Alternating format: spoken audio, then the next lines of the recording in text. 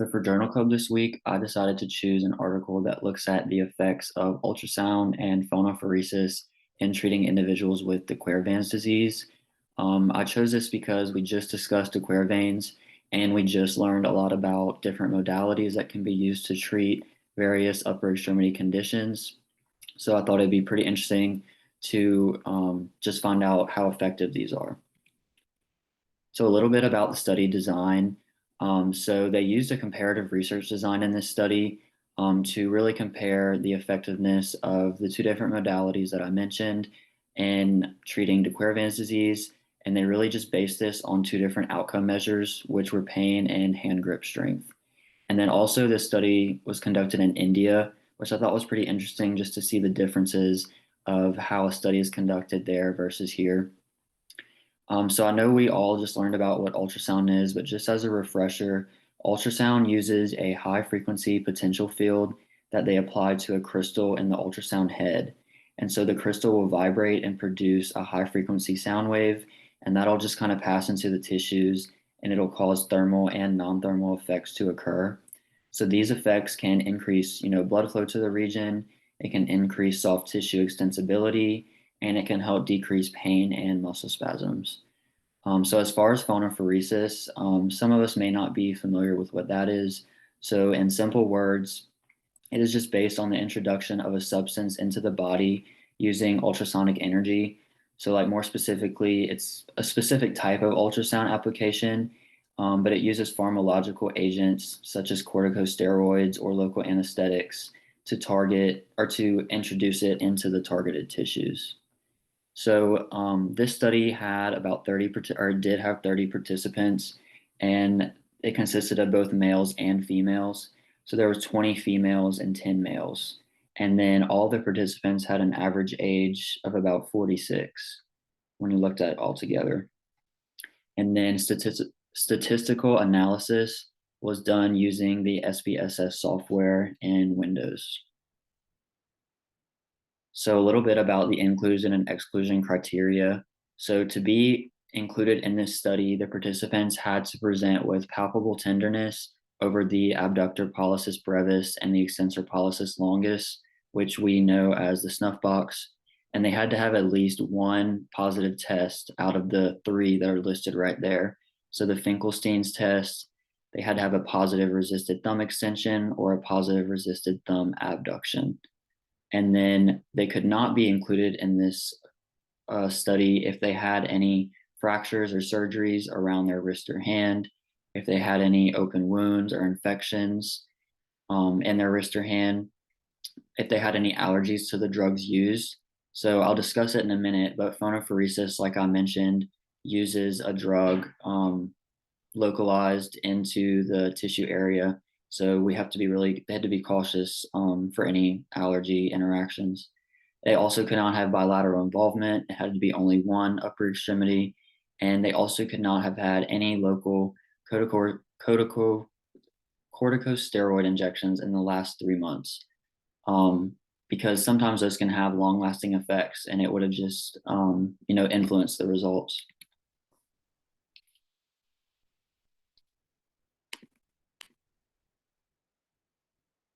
Next, to discuss the methodology that was used for this study.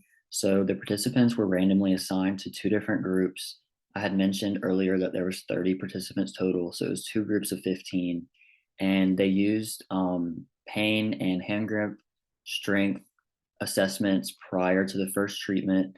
That was their just to get their pre-treatment scores, and then as far as the groups go, there was Group A, which was the ultrasound group, and the parameters used for that included 1 megahertz frequency, which we learned in class the last couple of weeks.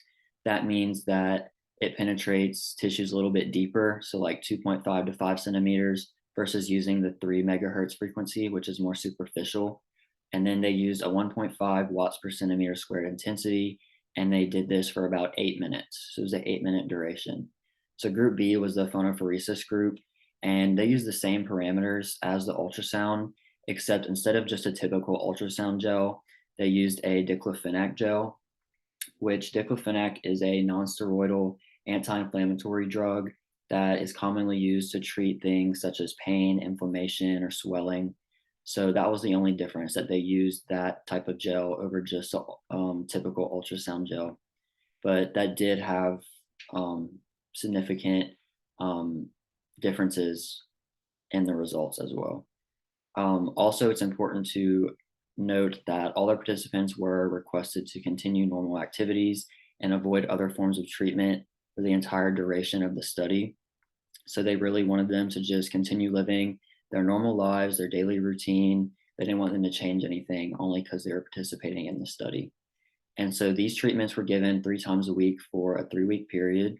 And at the conclusion of the last treatment, pain and hand grip strength were reassessed. And I'm going to discuss right now um, how they assess those. So to assess pain, they use a numerical pain rating scale. And it's just kind of like any other pain scale we've been taught in the past. It uses numbers 0 through 10, and the participants are asked to assign a number on the scale to the intensity of the pain that he or she feels. So 0 would reflect no pain, and 10 would reflect the worst pain possible. So I included just a small little picture on the bottom right of kind of how that presented to the participants. And then to assess hand grip strength, they assess this using a dynamometer. We've all used a dynamometer. We're all familiar with how to do that. But just as a reminder, to get accurate results, you want the patient's positioned, seated. You want their shoulder adducted, their elbows flexed at 90 degrees. You want their forearm and wrist in neutral, maybe with a slight ulnar deviation. And so they took 3 readings and they gave the participants a 1 minute rest break in between each reading. And then they used the best of 3. I know sometimes you'll use the average, but for this study, they just decided to use the best of the 3. So now to move on to the results and the author's conclusions. So I included the tables of the results of this study. The results are very simple only because they only looked at 2 different variables. They looked at pain and grip strength. So for group A, which was the ultrasound group, they had a pre-assessment pain score of a 6, and then a post-treatment assessment score of a 3. So their pain, reduced a good bit just in those 9 different treatments. So that was pretty significant to see. And then also their grip strength, it improved from a 21.6 in pre-treatment to a 26.5 at the conclusion of the treatment. So that really kind of improved a lot. It improved 5 kilograms, which is pretty significant to see after only 9 treatments. And then as far as group B goes, that was the phonophoresis group. They had a pretty significant reduction in pain. So they went from a 5.5 to a 1.9. So, a 1.9 is almost at the bottom of that pain scale. So, their pain is really subsided a good bit. And then for grip strength, they didn't find a super big difference in grip strength for the phonophoresis group. So maybe that can kind of tell us that phonophoresis may be better simply for pain management over improving function, whereas ultrasound might help improve function a little bit more. So the author did mention that he decided to do this study because there are various studies that have been done comparing the effectiveness of these different modalities in various soft tissue conditions, but not specifically for treating de Quervain's disease. So he wanted to just be specific. And he concluded that both ultrasound and phonophoresis with diclofenac gel do have significant effects on pain and grip strength in individuals with de Quervain's. So to move on to some article critique, first, I think this article is super relevant to us as future practitioners. I think that it showed that ultrasound and phonophoresis are great modalities and tools to help facilitate pain reduction and maximize functions in individuals with de Quervain's. To talk about the trustworthiness of this study, I do think it is hard to prove that the participants were continuing normal daily activity and avoiding other forms of treatment during the duration of the study, just because this study was done in an outpatient setting, and it's just hard to say, what the patients did when they went home. It's just hard to kind of prove that they were actually following, those guidelines that were requested of them. And then additionally, pain scales, as we all know, are just very subjective. Some people may have a higher tolerance for pain and they may rate their pain lower when a person that has the same pain has a low pain tolerance and they would rate that pain higher on the pain scale. So about or to generalize this study, I think that ultrasound and phonophoresis are modalities that can be beneficial to use for various populations with a variety of soft tissue conditions. So I think you can really generalize it to use outside of de Quervain's disease. So I think this article kind of showed us that. And then as far as clinical importance, although these modalities were proven to help reduce pain and improve grip strength, they should be used in conjunction with other treatments or as a preparatory method for other treatments, which we've been learning a lot about in class the last couple of weeks.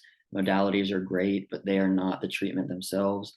They should be used, in conjunction with other treatments or as a preparatory method. So I think that is important to remember um, for implementing this into practice.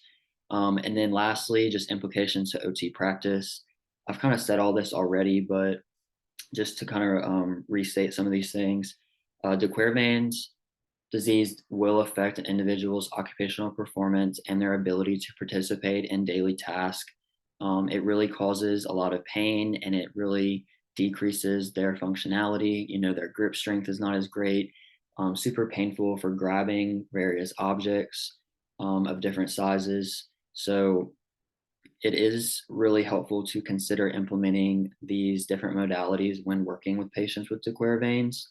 But it is important to also just be mindful of the different precautions and contraindications we've been learning a lot about.